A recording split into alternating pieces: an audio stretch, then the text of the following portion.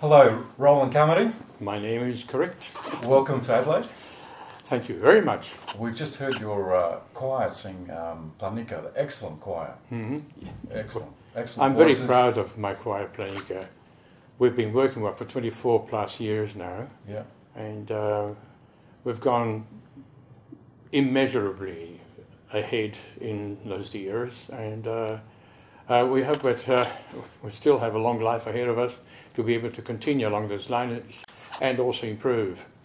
Oh yeah, I mean, listen to those voices. You've got a long life ahead of you there. They're very good. Yeah, balancing the choir, the harmony is great. Yeah. Tell me a little bit about your background. Where were you born and raised? I was born in Alexandria in Egypt. My mum came from Primoria. She actually shifted over when she was only 18, and she met my dad and she married there. I was born in Alexandria in 1937, which makes me very old, 74.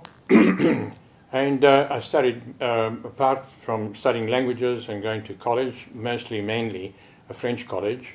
So my first language is French, followed by English, of course. That was a main requisite.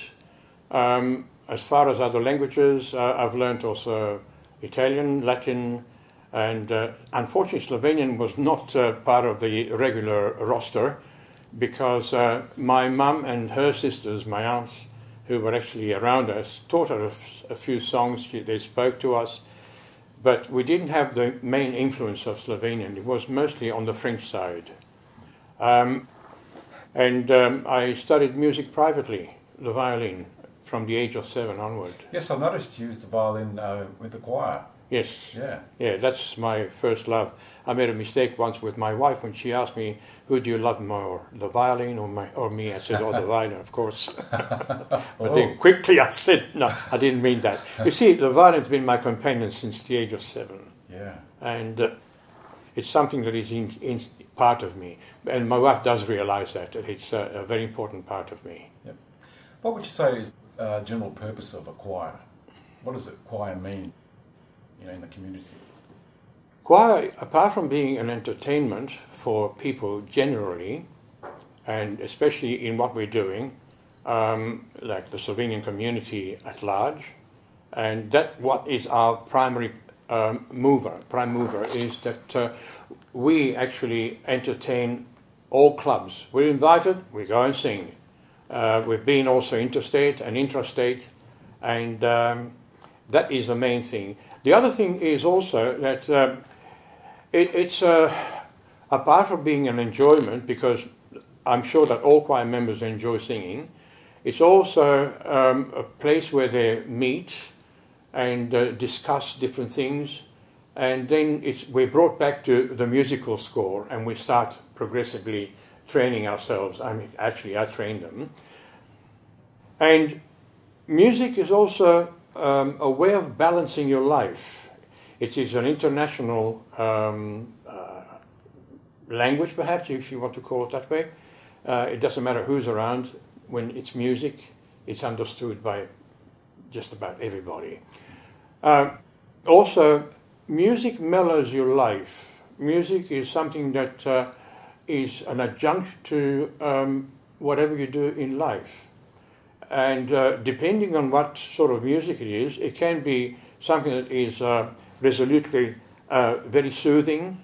It can actually anger you. It can actually bring you back to life. It's a major part of someone's life, especially me. Music is a very major part of my life. As a consequence, I have also another choir, which it's not necessary to talk about it now, but yes, 24 plus years of real enjoyment, and we hope to continue that way. So do we. Yeah. Yes. Yes. How would you describe the repertoire of your choir? What kind of songs do you sing? It's mostly national songs of Slovenia in general. We don't sing anything too modern, unfortunately, because to be able to sing something modern, you would have to be training for quite some time. and understand that. Unfortunately, my choir members are all of a certain age that doesn't permit them to go onto the modern stuff. But apart from that, it's mostly songs from the different regions of Slovenia. Even though Slovenia is only a small country, it has many, many regions, and each one has its own specifics. How often do you practice? Unfortunately, once a week. Once a week? Yes, we could do with more of that. How often would you like to practice? Oh, I'd like to do it, twice, 3 times a week. Oh, wow. But it's not possible because one thing is it's nothing to do with age. It's to do more with the distances that some of them have to cover to come over, because we actually train at Jadran in a specific area of Melbourne. Yes. And some of the members, we do have quite a few members who live in the proximity of the club, but others have to travel quite a distance. And you've got to understand that it's not always easy.